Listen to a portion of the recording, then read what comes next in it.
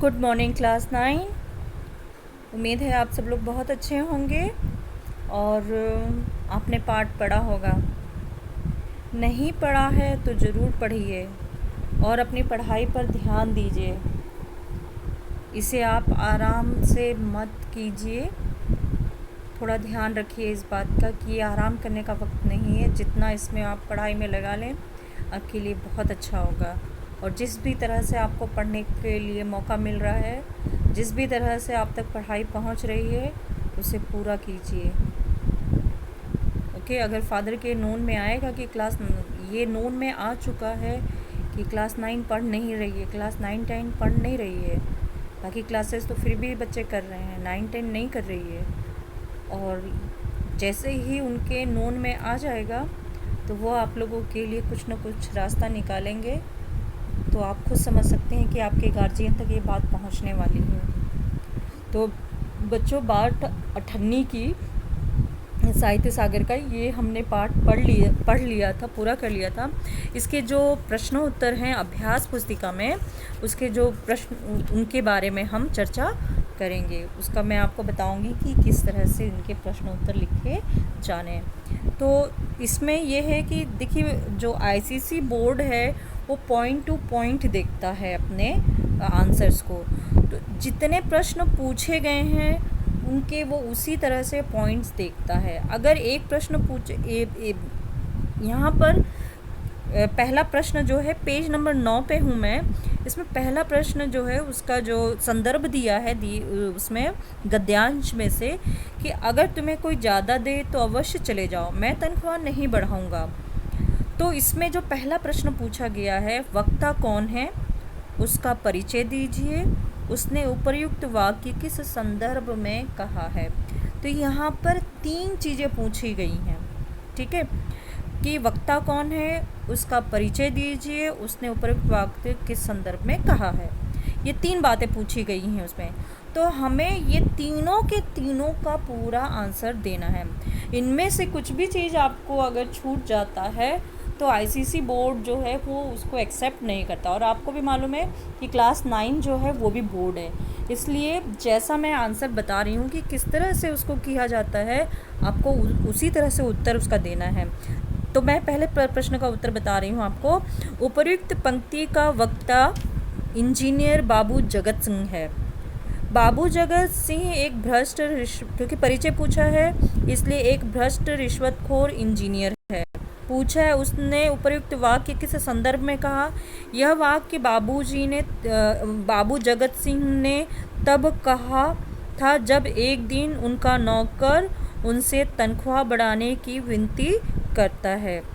रसीला बाबू जगत सिंह का नौकर है और उसे प्रति माह 10 रुपया वेतन मिलता था। गांव में उसका परिवार था, 10 रुपये में उनका खर्चा नहीं चल पाता था, इसलिए वह बाबू जगत सिंह से अपनी तनख्वाह बढ़ाने की विनती करता है। तो इसको 3 हिस्से में मैंने किया है। एक तो ये है कि उपर्युक्त पंक्ति का वक्ता इंजीनियर बाबू जगत सिंह है, क्योंकि वही पूछा गया है कि वक्ता कौन है। दूसरा, उसका परिचय दीजिए, तो वक्ता का परिचय इस रूप में दिया है कि बाबू जगत सिंह एक भ्रष्ट रिश्वतखोर इंजीनियर हैं, ठीक है, इस तरह से। और यह वाक्य बाबू जगत सिंह से ने तब कहा था जब एक दिन उनका नौकर उनसे तनख्वाह बढ़ाने की विनती करता है। और मैं पूरा उत्तर आपको बता चुकी हूँ, ठीक है। दूसरा प्रश्न है ये प्रश्न 2 भागों में पूछा गया है, तो उसके 2 भागों का उसी तरह से उत्तर देना है। श्रोता कौन है, उसने तनख्वाह बढ़ाने की प्रार्थना क्यों की। अब जो वाक्य कहे थे वो तो बाबू जगत सिंह ने कहे थे, तो वो वक्ता हो गया, और सुनने वाला श्रोता है। तो यहाँ श्रोता जो है वो क्या है, श्रोता बाबू जगत सिंह का नौकर रसीला है, उसे प्रति माह 10 रुपया वेतन मिलता था। गांव में उसके पिता, क्योंकि दूसरा पूछा उसने तनख्वाह बढ़ाने की प्रार्थना क्यों की, तो गांव में उसके पिता, पत्नी, एक लड़की और 2 लड़के थे। घर में कमाने वाला वह अकेला व्यक्ति था, परंतु इतने पैसों में परिवार का गुजारा नहीं हो पाता था, अतः उसने बाबू जगत सिंह से तनख्वाह बढ़ाने की प्रार्थना की। इस तरह से 2 हिस्से में उसका उत्तर हमने किया। अगला प्रश्न जो है, वेतन न बढ़ाने पर भी रसीला बाबू जगत सिंह की नौकरी क्यों नहीं छोड़ना चाहता था। अब इसमें भी कम से कम 4 पॉइंट आने बहुत ज़रूरी हैं। अगर इसमें 4 पॉइंट नहीं आते हैं तो वो आईसीसी बोर्ड के अकॉर्डिंग बिल्कुल भी मान्य नहीं है। तो वो जो पॉइंट्स है वो पॉइंट टू पॉइंट देखता है, इसलिए उसके पॉइंट्स होना बहुत ज़रूरी है कि वेतन न बढ़ाने पर भी रसीला बाबू जगत सिंह की नौकरी क्यों नहीं छोड़ना चाहता। तो इसमें ऐसे आएगा कि रसीला रसीला की मासिक आय 10 रुपये थी। इतने में उसके परिवार का खर्चा नहीं चल पाता था। हमें कारण बताना है कि क्यों नहीं छोड़ना चाहता था और कारण क्या था और कैसे था। तो रसीला की मासिक आय 10 रुपये थी, इतने में उसके परिवार का खर्चा नहीं चल पाता था। उसने बाबू जगत सिंह से कई बार तनख्वाह बढ़ाने की प्रार्थना की, परंतु वे उसे कहते थे कि अगर कोई तुम्हें इससे ज़्यादा दे दे तो तुम अवश्य चले जाओ, परंतु मैं तनख्वाह नहीं बढ़ाऊंगा। रसीला सोचता था कि यदि वह कहीं और काम करेगा तो उसे 11-12 मिल जाएंगे, परंतु अमीर लोग नौकरों पर विश्वास नहीं करते हैं। यहाँ पर वह सालों से काम करता आया है, परंतु किसी ने उस पर संदेह नहीं किया है। उसे हमेशा यहाँ आदर ही मिला है। इस तरह से इसके 4 पॉइंट, मैंने यहाँ पे 6 पॉइंट कम से कम दिए हैं कि एक तो उसकी 10 रुपये महीना आय थी, उसके अलावा उसके परिवार का खर्चा नहीं चलता था, वो बाबू जगत सिंह के से प्रार्थना करता है कि वो उसे तनख्वाह बढ़ा दे, क्यों करता है वो बताते हैं, और उसके बाद वो क्या क्या जो है उसमें वो भी 6 पॉइंट इसमें लगभग हो गए हैं। तो आपको पॉइंट टू पॉइंट उत्तर मिलना बहुत ज़रूरी है। आगे इसमें है प्रश्न है, वो भी 3 हिस्सों में है। आगे वाला प्रश्न, रसीला को रुपयों की आवश्यकता क्यों थी, उसकी सहायता किसने की, सहायता करने वाले के संबंध में उसने क्या विचार किया। तो गांव में रसीला के बच्चे बीमार थे, खत आया था, उसके पास पैसे नहीं थे।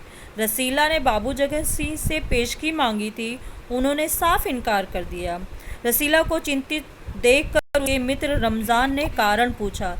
रमज़ान ने सौगंध देकर उसकी उदासी का कारण जाना तो उसने तुरंत पैसे देकर उसकी सहायता की। रमज़ान भी रसीला की तरह गरीब था, परंतु दुख में गरीब रमज़ान ने उसकी सहायता की। रमज़ान की दया व कृपा से वह कृतार्थ होकर उसने कहा, रमज़ान आदमी नहीं देवता है, ईश्वर उसका भला करे।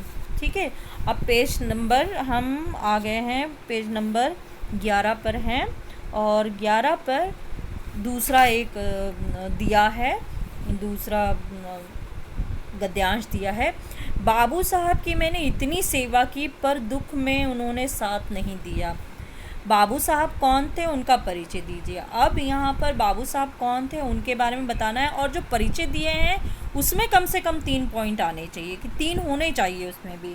तो यहाँ पर बाबू साहब कौन है, उपरोक्त पंक्ति में रसीला अपने मालिक इंजीनियर बाबू जगत सिंह के संबंध में सोचता है। ठीक है, बाबू जगत सिंह अमीर व्यक्ति हैं और रसीला उनका गरीब नौकर है। बाबू जगत सिंह एक भ्रष्ट, रिश्वतखोर अधिकारी और अन्यायी व्यक्ति हैं। भ्रष्ट, रिश्वतखोर अधिकारी और अन्यायी व्यक्ति हैं। वे गरीब व्यक्ति की 1 या 2 रुपया तनख्वाह नहीं बढ़ाते हैं, परंतु रिश्वत में 500-500 की रकम उन्हें कम लगती है। अपने पद का दुरुपयोग करके खूब पैसा कमाया करते थे। इस तरह वह एक भ्रष्ट अधिकारी है। अगला प्रश्न है, वक्ता को कितना वेतन मिलता था, उसमें उसका गुजारा क्यों नहीं हो पाता था। ये बेशक इसमें 2 प्रश्न पूछे हैं, लेकिन अगर इनमें कहें तो इसके पॉइंट बहुत सारे बनेंगे।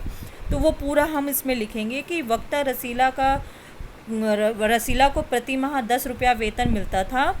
गांव में उसके बीमार पिता, पत्नी, एक लड़की और 2 लड़के थे। इन सब की जिम्मेदारी उसी के कंधों पर थी। परिवार बड़ा था, वह सारी तनख्वाह घर भेज देता था, परंतु परिवार का इसमें गुजारा न होता था। 10 रुपये तनख्वाह में इतने बड़े परिवार का गुजारा संभव भी नहीं था। ठीक है, आगे प्रश्न है कि बाबू साहब द्वारा वक्ता का वेतन न बढ़ाए जाने पर भी वह कहीं और नौकरी क्यों नहीं करना चाहता था। ठीक है, तो इसमें होगा कि बाबू जगत सिंह ने वक्ता रसीला का वेतन बढ़ाने से साफ मना कर दिया। उन्होंने उसे कहा, यहाँ तक कह दिया कि उसे कहीं और अधिक मिले तो वो बेशक चला जाए, परंतु वे तनख्वाह नहीं बढ़ाएंगे। सीधा साधा स्वाभिमानी रसीला सोचता था कि यहाँ वह सालों से काम कर रहा है, अमीर लोग नौकरों पर विश्वास नहीं करते, पर बाबू जगत सिंह के यहाँ किसी ने उस पर संदेह नहीं किया था। वह यहाँ से कहीं जाएगा तो शायद कोई 11-12 दे दे, परंतु उससे आदर न मिलेगा। अतः वह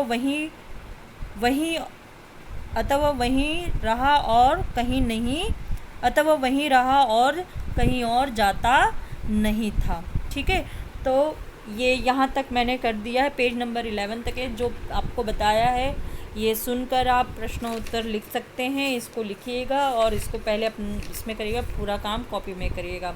अपना बहुत सारा ध्यान रखिएगा। अगले वीडियो में मैं आपको आगे के 2 पेज और 3 पेज जो भी बनेगा वो सारा कराऊंगी। अपना खूब सारा ध्यान रखिए, घर में रहिए, मन लगाकर पढ़ाई करिए, अच्छा खाइए, घर में शांति से रहें।